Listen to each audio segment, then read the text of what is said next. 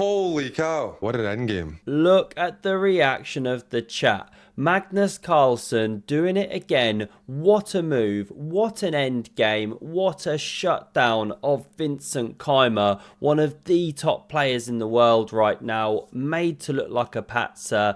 These were the opening moves of this great game. It's the Chess.com Open, an online event. It just finished. Obviously Magnus won it, playing from a tablet for goodness sake, makes it all the better, and this was one of his best games. Played in the quarter-final, allowing a Nimzo Indian, 10 minutes each of course. On the left hand side you can see the times, and this little move here is not known as the banana hammock, but the Romanishin Kasparov system, apparently. Of course, many ways you can play against the Nimzo. Often they don't even allow it. They start with knight f3, but today we get it. Now these pawns can be a pain. Let's see how Magnus deals with it. First, the seahorse springs into the game. Might look clumsy, but there's a positional plan. Watch what happens. It's on the way. Putting pawns on dark squares is natural. You gave up the dark squared bishop. Castles, bishop g2. And now the positional point revealed. Knight a5. Targeting the weak pawn already. Magnus drops back to cover. Opens the eyes of his bishop. We therefore understand rook b8. Castles. And a little pawn push over here. But not to stick the bishop on the usual diagonal. Rook e1, preparing the big white centre, and we get the hyper fianchetto, not a mouse slip. Fear not, it goes for this pawn. How's Magnus going to cover it? He punches on. Really instructive, because you're not just losing a pawn.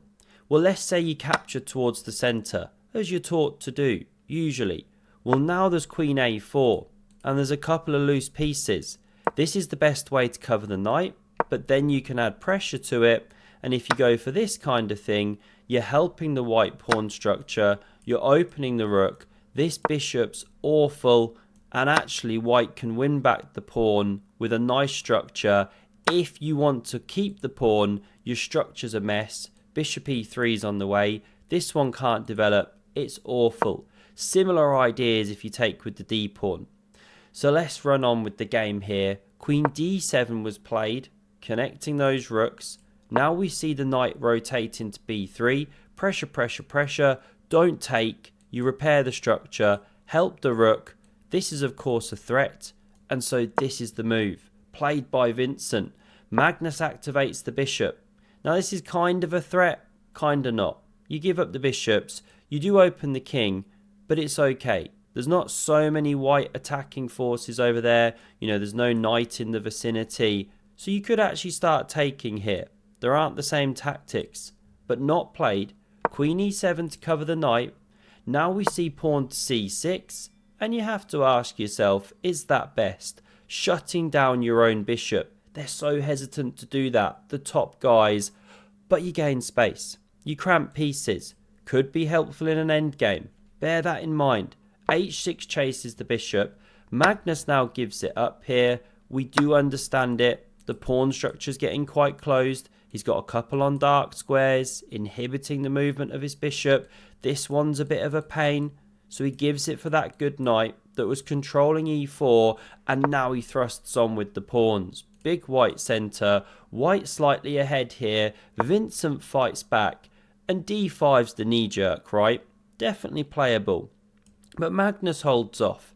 He improves this bishop, noting that it's now biting on granite, setting up an annoying pin here, and Vincent immediately deals with it. You know, if you start taking, well, you can help the knight into the game, or even the pawn. Both moves are playable. This was the game, picking up a tempo on the queen, and after she moves, then allowing the bishop swap there. It helps black. That one was slightly clumsy otherwise. Not like it could go anywhere else. Now we see takes on f1. I mean, having said that, okay, you could maybe bounce around, but not so easily. Queen e6 is now played, looking for knight c4. b5 was playable on that last move, by the way. Fascinating ideas in this game.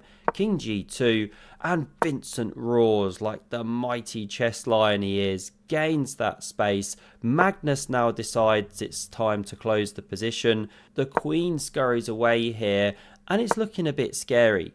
Knight D2 heads back into the game, opening up ideas of Queen B3, trapping this knight. But over here, there's an attack brewing. It looks scary. F4, no? Well, you can't do it just yet. Your knight's trapped.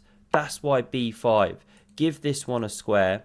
Magnus doesn't yet play Queen B3. He starts with pawn F3. Sets up a wonderful connect 4, we must note. And he only goes and wins himself a brand new swimwear set. He's ready for summer. He was even told he can take a friend with him. Of course he picked Hikaru. Wonderful stuff. Now we see the move Knight C4, but this was stronger. Opening the F file immediately, putting a difficult question to white. We can't go down all the lines, but say knight takes, looks kind of natural. Try and keep things closed. Well, then there's these B4 ideas. Opening the rook, and maybe the knight starts hopping. Here's one really cool line. Pressure the knight, stop this from being played. Hang on, no. Best move. Yes, you win a knight, but rook B2 check, and you're actually getting mated. Something like this. Mate threatened in a couple. Say you push, mate now threatened. You have to give up the queen here on B2. Just the flavour of the lines and the draftiness of the white king. This was the move. Not played. Knight C4 allows Magnus to take, does activate the rook. Be careful, but Magnus immediately challenges. Now we get the opening of the file. An exchange of the rooks. Queen G4 definitely still looks scary, but there's a problem. Queen D1. And you're stopping the invasion, and oh boy, there go the queens. His fans are bleating.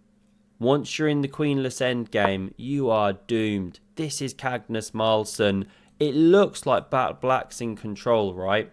Amazingly, not the case. White's actually in control. Because say, what am I looking at? King F3. This is what Magnus played. You now invade. This wasn't played. Hit a couple of pawns. Well, after say you push this one, if black ever captures and cedes the B file, it's just game over. White takes it, and the reason it's so strong is this super advanced pawn on C6. Black's never in time with the counterplay. Eventually that one will run through, and you just can't stop it. It's unavoidable. It's impossible. So you mustn't cede the B file. And that's why black's actually on the back foot, even though it looks like black's in control. Now we see this king step in. H4, rook B2 does invade. G4, G5, the most powerful idea. But Magnus starts with this. Again, you can't take. Then rook B1. Even with the king in the vicinity, still white stands better here. You can check the king away and then come behind the pawn. So A5 was played. You don't want to let that one get all the way. So A4 from Magnus. Rook B3 hits the pawn. Rook C1 covers. King F6 the best move to step in. But rook B2 was played. And Magnus can now start activating. If rook G4, which I was briefly looking at, then rook B1 still. And it's strong. So we didn't see it. Rook B3. Rook C2. Rook B1. And now the breakthrough. It gives a pawn, yes, but activates the rook. And the defense here now is incredibly difficult for black. King F6 is the best move. Then you can still carry on going for the invasion. This is the trouble here. And you can look at ideas like rook F5. Maybe one day you take this pawn and get the H pawn running if the king goes too far. Rook still glued to the B file in case white ever switches back. It's subtle. It is drawing, but it's very difficult for black. Vincent goes with the check. King D2. Now he should run to the F file or the H file. Various drawing techniques I'll show in a moment, but he takes on E4. This is a big problem because now after rook G5, some of the black counterplay isn't in time. If you're on the H file, you're pressuring this pawn. If you're on the F file, you're able to slide to F6 and defend laterally. We're going to see the pertinence of that. King F7 was played here. Big mistake. Rook F4 was the only way to keep fighting. Sack a pawn, play Rook F7. But this allows the killer. Rook G6. This is where you've got to know your end games. This is where it's the difference between a point, a half point. I've been using Lotus Chess, by the way, for end games. Mentioned it many times. I use it daily now. Games like this is why you got to know your end games. Check it out in the link below. It's fantastic, seriously. And it does end games now. So you can learn this stuff. Now, why is this just lost at this point? Well, now when you switch to the H file, if you were already there, by the way, you could have been taking this pawn much sooner, and it's a different story, but that's not the game. Magnus has a killer move. Rook D6. Holy cow. The audience is going nuts. The commentators, the chat. What a move. We don't see takes because simply the pawn runs, and neither king nor rook can cover that one in time. So in the game, Rook H2 check was tried. Magnus scurries away. Few more checks, but to no avail. Sure, the C pawn's going to drop, but Magnus goes check. King steps away, and now Rook takes on C7 is winning. But even stronger, pawn D6. Because if you take, this one's running through, right? And of course, there's so much stuff blocking the black rook. If you don't take, it's still taking and running through. This was tried, King G4, and Vincent resigns the game. Nothing to be said, pawn's going to take and run through. If you take, pawn runs through, queen is made, king not long for this world. Beautiful game, 50 moves. Have a look at the video on screen if you want to see another brilliant Magnus game from this same tournament. Thanks a lot for watching and see you soon. Cheers.